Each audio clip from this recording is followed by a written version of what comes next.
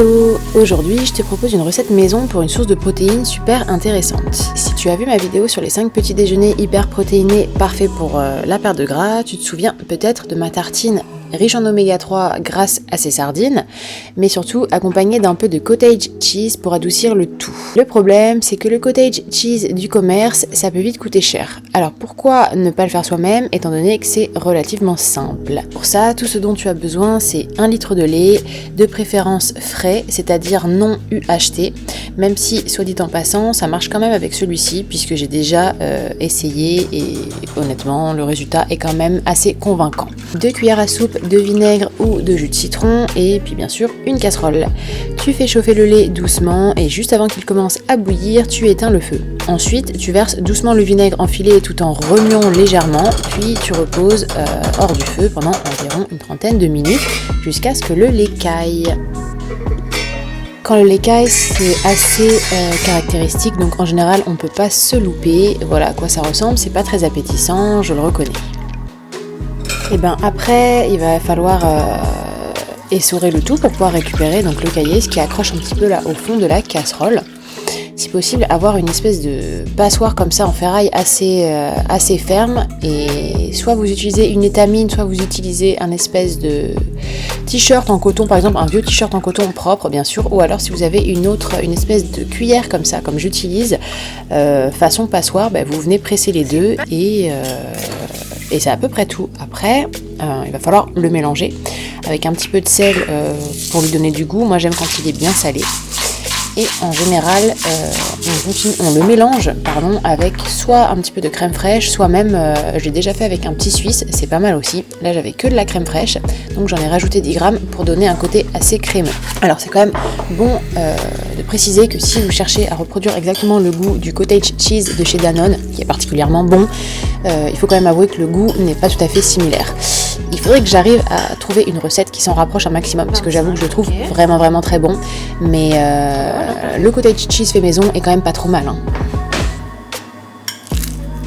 Il est un peu dur là quand même. J'aurais dû moins les goûter. Non, c'est pas grave.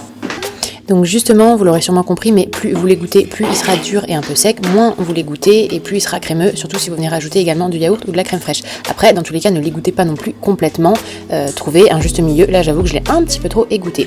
Et après, je remettais une petite vidéo de la fameuse tartine. Là, cette fois-ci, j'ai utilisé du macro, mais le principe reste le même. En ce qui concerne le calcul des calories et des macronutriments du cottage cheese fait maison, c'est un petit peu plus compliqué, donc j'avoue que j'ai triché, j'ai demandé à ChatGPT d'estimer les calories, et ensuite j'ai cherché dans MyFitnessPal un cottage cheese qui est déjà rentré soit du commerce, soit de quelqu'un d'autre, et j'ai cherché ce qui se calibrait le plus à l'estimation qu'il m'avait donnée.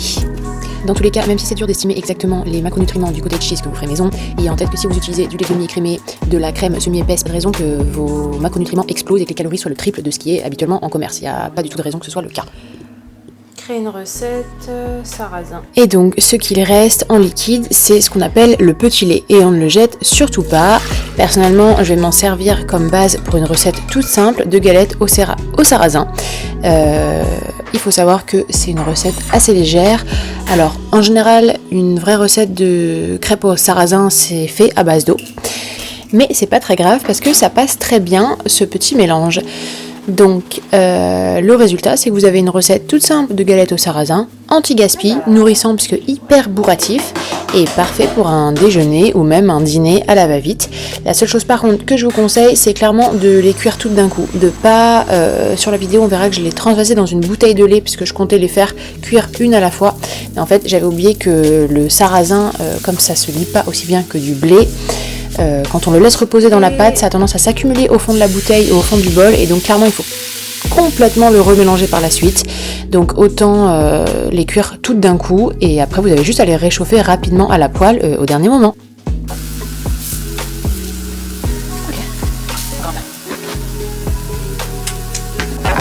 Bon, ça accroche un peu. Ça accroche un peu. Fuck.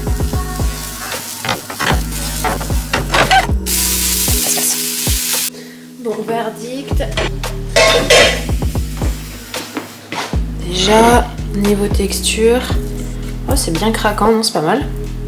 Niveau goût, c'est pas craquant partout quand même. Oh, c'est bien. Donc avec les ingrédients que moi j'ai mis dans la pâte, une crêpe est égale à 99 calories avec environ 4 grammes de protéines. Et à titre d'exemple, si vous mangez donc une crêpe de sarrasin avec, admettons, une tranche de jambon qui ferait 35 grammes, vous avez donc 7 grammes de protéines en plus. Si vous rajoutez un peu de fromage râpé, moi c'était du comté, que vous rajoutez environ 30 à 40 grammes, vous avez 11 grammes de protéines également en plus. Donc ça vous fait quand même une galette relativement protéinée et pas hyper calorique. Et honnêtement, pour l'avoir mangé après en galette composée, le goût est vraiment pas mal et c'est bourratif, donc je trouve que c'est quand même une bonne idée de repas pour pouvoir faire du cottage cheese tranquillement sans culpabiliser à l'idée de jeter 800 ml de petit lait, quoi. N'hésite pas à me dire si cette vidéo t'a plu et si tu comptes tester la recette.